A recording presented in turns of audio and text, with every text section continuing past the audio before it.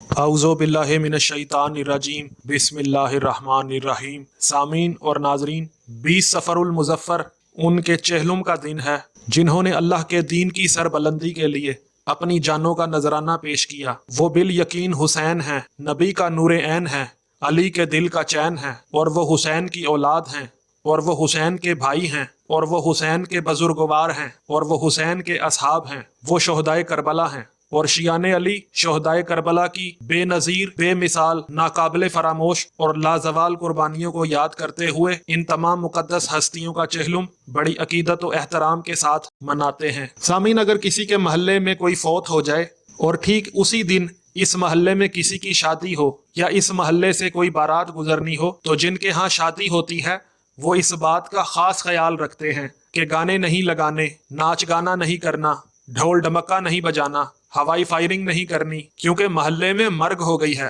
جس کے ہاں مرگ ہوئی ہے اس کے گھر میں سوگ کا عالم ہے، اور عقل کا تقاضا یہی ہے کہ جب کوئی انتہائی تکلیف کے عالم میں ہو، جب کسی کا دل بہت دکھی ہو تو اس کے سامنے خوشی نہیں مناتے، اور یہی میرے مولا علی علیہ الصلوۃ والسلام کا فرمان عالی شان بھی ہے۔ اور اگر کوئی اس کے سامنے خوشی کا اظہار کرے تو جو شخص رنجیدہ ہوتا ہے اس کے دل میں فطری طور پر یہ خیال آتا ہے کہ خوشی منانے والے شخص کو اتنا بھی شعور نہیں، اتنی بھی تمیز نہیں، اتنا بھی احساس نہیں کہ دکھی دل والے انسان کے سامنے خوشی نہیں منانی چاہیے۔ جو شخص رنجیدہ ہے وہ خوشی منانے والے کو کہتا تو کچھ نہیں، لیکن اپنے دل میں یہ ملال ضرور رکھتا ہے کہ اس بے حس نے میرے غم کا ذرا بھی احساس نہیں کیا۔ تو قارئین، جب شیعان علی شہدائے کربلا علیہم الصلوۃ والسلام کے غم میں نوحہ کنا اور ماتم کر رہے ہوتے ہیں تو اہل بیت سے محبت کا دم بھرنے والے جو یہ دعویٰ کرتے آئے ہیں کہ ہم بھی اہل بیت کو مانتے ہیں اور ہم بھی ان سے محبت کرتے ہیں، وہی داتا کے دیوانے اور صحابہ کے پروانے 20 صفر المظفر کو یعنی امام حسین علیہ الصلوۃ والسلام اور دیگر شہدائے کربلا کے چہلم والے دن ڈھول کی تاب پر ناچ رہے ہوتے ہیں،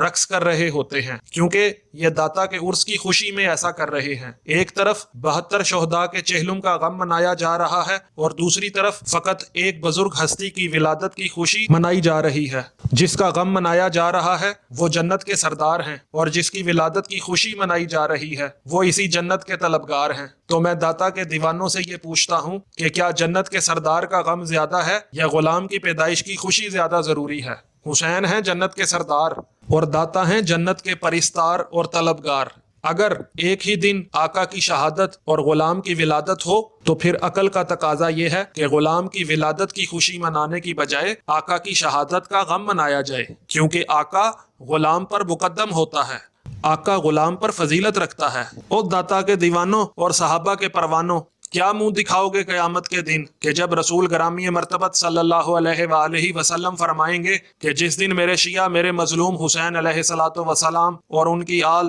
اور ان کے اصحاب کا غم منا رہے تھے، اس دن تم ڈھول کی تھاپ پر بنگڑا ڈال رہے تھے، سپیکروں پر قوالیاں لگائی ہوئی تھیں۔ کچھ تو خیال کرو، کس کو خوش کر رہے ہو؟ افضل کو چھوڑ کر مفضول کو خوش کر رہے ہو؟ کیا تم میں ذرا بھی عقل نہیں ہے؟ یہ جو شہدائے کربلا کے 40ویں والے دن آپ ڈھول کی تھاپ پر بنگڑا ڈال رہے ہو، اس بارے میں دیوبندی سے شیعہ ہونے والے مناظر اسلام مبلغ اعظم محمد اسماعیل نے اپنی کتاب میں ایک راز سے پردہ اٹھایا ہے کہ شہدائے کربلا کے چہلم والے دن داتا صاحب کا عرس اور 7 محرم کے دن بہشتی دروازہ کھولنے کی بدعت ملا ملعون نے اس لیے شروع کی تاکہ سنی عوام کی توجہ ذکر امام حسین علیہ الصلوۃ والسلام اور آل رسول علیہ الصلوۃ والسلام سے ہٹ جائے اور ظالموں کا پتہ نہ لگ سکے۔ اور انہی ملعون مولویوں نے ذکر امام حسین علیہ الصلوۃ والسلام کا زور توڑنے کے لیے یکم محرم الحرام کو یوم عمر یعنی عمر کی شہادت کا دن منانا شروع کر دیا ہے، جبکہ مجھ سمیت دیگر شیعہ اور غیر شیعہ مناظرین اور محققین نے آپ ہی کی کتب سے یہ بات روزے روشن کی طرح واضح کر دی ہے کہ حضرت عمر کی شہادت یکم محرم کو بالکل نہیں ہوئی۔ یہ ایک سفید جھوٹ ہے۔ خدا را ان ملعون مولویوں کی مکاریوں اور چال بازیوں سے بچو۔ ان سے پوچھو کہ کیا نبی صلی اللہ علیہ وآلہ وسلم یا اہل بیت نبی صلی اللہ علیہ وآلہ وسلم یا ان کے اصحاب میں سے کسی نے داتا کا عرس منایا ہے؟ اگر نہیں منایا تو تم کیوں منا رہے ہو؟ جبکہ میں آپ کو آپ کی کتابوں سے دکھا سکتا ہوں کہ امام حسین علیہ الصلوۃ والسلام کا چہلم نہ صرف ان کے اہل بیت نے بلکہ ان کے اصحاب نے، ان کے حبداروں نے بھی منایا ہے۔ سامعین، کتاب کا نام شام کربلا ہے۔ جس کو غیر شیعہ کے ہاں فاضل جلیل خطیب پاکستان کا درجہ رکھنے والے مولوی محمد شفیع اوکاڑوی نے لکھا تھا، اور یہ ضیاء القرآن پبلیکیشنز اردو بازار لاہور سے چھپی ہے۔ صفحہ اس کا 237 اور چیپٹر کا نام کربلا سے گزر ہے۔ اس میں لکھا ہے کہ علامہ ابو اسحاق اسفرائینی اپنی کتاب نور العین فی مشہد الحسین میں نقل فرماتے ہیں کہ جب قافلہ دمشق سے مدینہ منورہ کے لیے روانہ ہوا تو راستہ میں اہل بیت رسول صلی اللہ علیہ وآلہ وسلم نے حضرت نعمان سے کہا کہ ہماری یہ آرزو ہے کہ ہمیں براستہ کربلا لے چلیں تاکہ ہم دیکھیں کہ ہمارے عزیزوں کی لاشیں اسی طرح بے گور و کفن پڑی ہیں یا کسی نے دفن کر دی ہیں۔ انہوں نے اہل بیت علیہم الصلاۃ والسلام کی یہ بات مان لی۔ چنانچہ یہ قافلہ ماہ صفر کی 20 تاریخ کو کربلا پہنچا۔ اس دن حضرت امام حسین علیہ الصلاۃ والسلام کی شہادت کو 40 روز گزر چکے تھے۔ جب ان بیبیوں نے پھر اسی مقام کو دیکھا جہاں ان کو پانی کی ایک ایک بوند کے لیے ترسایا گیا تھا، جہاں چمن زہرا کو اجاڑا گیا تھا، جہاں گلشن رسالت کے لہلہاتے ہوئے پھولوں کو تیروں سے چھلنی کیا گیا تھا، جہاں راکب دوش رسول صلی اللہ علیہ وآلہ وسلم کو زخموں سے چور چور کر کے گھوڑے سے گرا کر خاک و خون میں تڑپایا گیا تھا، فرزند رسول کو برہنہ کر کے ان کے مقدس جسم کو گھوڑوں کی ٹاپوں سے پامال کیا گیا تھا، اہل بیت رسول کے خیمے جلائے گئے تھے، پاک بیبیوں کا ساز و سامان لوٹا گیا تھا، انہیں قیدی بنایا گیا تھا، ایک ایک کر کے وہ جاں غسل اور روح فرسا مناظر آنکھوں کے سامنے آ گئے اور بے اختیار سب کی ہچکیاں بند گئیں، اور سیدہ زینب صلوات و سلام اللہ علیہا فرما رہی تھی کہ یہاں ہمارے خیمے تھے، یہاں ہمارے جانور باندھے گئے تھے، یہاں ہمارے جانوروں کے کجاوے رکھے گئے تھے۔ پھر بھرائی ہوئی آواز میں فرمایا، یہاں بھائی عباس کٹے پٹے لیٹے تھے، یہاں میرے علی اکبر خاک و خون میں آلودہ سو گیا تھا، یہاں میرا معصوم اصغر، میرا جوان قاسم، میرے اونو محمد کے بے سر جسم پڑے تھے۔ اور پھر اپنے پیارے بھائی سیدنا امام حسین علیہ الصلاۃ والسلام کا نام لیتے ہی ان کی چیخیں نکل گئیں۔ امام حسین علیہ الصلاۃ والسلام کی قبر انور پر اپنا منہ رکھ کے سیدہ زینب صلوات و سلام اللہ علیہا نے سلام کہا اور اس درد سے روئیں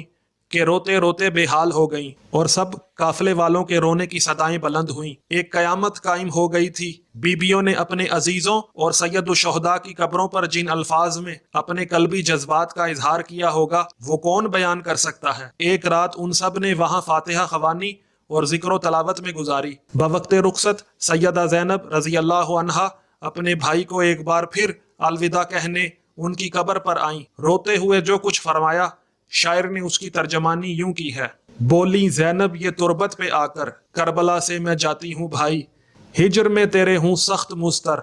کربلا سے میں جاتی ہوں بھائی، خون آلودہ تیرا بدن تھا اور میسر نہ گور و کفن تھا، ہائے کیسا یہ رنج و محن تھا، کربلا سے میں جاتی ہوں بھائی، کوئی سر پر ہمارے نہیں ہے جو عابد وہ زاروں ہزی ہیں، سخت کلثوم اندوہ گی ہیں، کربلا سے میں جاتی ہوں بھائی، ہائے کس کس کو تسکین دوں گی، جا کے صغرا سے میں کیا کہوں گی، ہجر میں کیسے زندہ رہوں گی، کربلا سے میں جاتی ہوں بھائی۔ اور سامعین، اسی کتاب شام کربلا کے فٹ نوٹ میں لکھا ہے کہ تذکروں میں ہے کہ کربلا کے قرب و جوار سے بہت سے لوگ اس دن مرکز امام حسین علیہ الصلاۃ والسلام پر جمع تھے، کیونکہ یہ چہلم کی فاتحہ کا موقع تھا۔ ان لوگوں نے وہاں مثل حلیم کھانا تیار کر کے سب کو کھلایا اور اہل بیت رسول صلی اللہ علیہ وآلہ وسلم سے اپنی عقیدت کا اظہار کیا۔ اور سامعین، مفتی ظفر جبار چشتی نے اپنی کتاب رودات کربلا جو شبیر برادرز اردو بازار لاہور سے چھپی ہے کہ صفحہ 286 میں اہل بیت کا امام عالی مقام اور شہیدان کربلا کی قبور پر حاضری کے باب میں لکھا ہے کہ جب یہ قافلہ اہل بیت کربلا میں وارد ہوا تو اہل بیت اطہار اس مقام کو دیکھ کر رو پڑے اور اپنی سواریوں سے اتر پڑے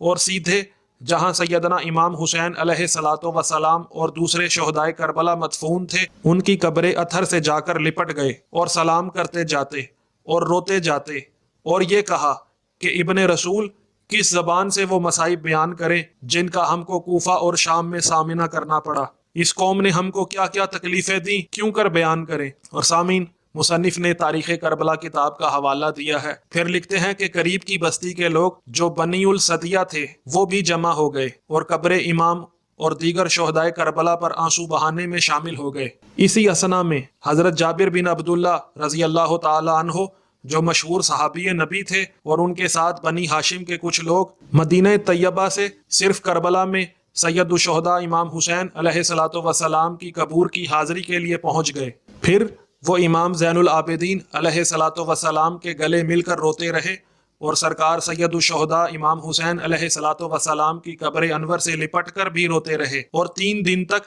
اہل بیت علیہم الصلوۃ والسلام نے یہاں قیام فرمایا۔ اور پھر لکھتے ہیں کہ اہل بیت اور مدینہ سے آنے والے اصحاب کی باہمی ملاقات یہاں پر جگر خراش انداز اور غم و غریہ میں ہوئی، اور 3 یوم تک کربلا میں قیام فرمایا۔ سرکار سید الشہداء امام حسین رضی اللہ تعالی عنہ اور کربلا کے شہیدوں کی قبر اطہر سے آخری سلام اور گریہ فرماتے ہوئے اہل بیت اطہار مدینہ کی طرف روانہ ہوئے۔ جی سامعین، آپ نے ملاحظہ کیا کہ 20 صفر المظفر کو امام حسین علیہ الصلوۃ والسلام کے چاہنے والوں نے، ان کے عزاداروں نے، ان کے غمخواروں نے امام حسین علیہ الصلوۃ والسلام اور ان کے انصار کی قبور کی زیارت کی، وہاں پر نوحہ کیا، وہاں پر گریہ کیا،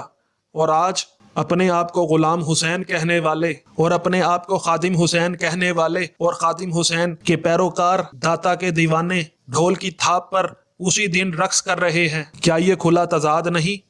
سوچنے والوں کے لیے اس میں نشانیاں ہیں۔ سامعین، اگر آپ کو ویڈیو پسند آئی ہے تو ویڈیو کو لائک کریں، کومنٹ کریں اور زیادہ سے زیادہ شیئر کریں، تاکہ امام حسین علیہ الصلوۃ والسلام کے غم کے دن خوشی منانے والوں کو ہدایت نصیب ہو۔ السلام علیکم ورحمۃ اللہ وبرکاتہ۔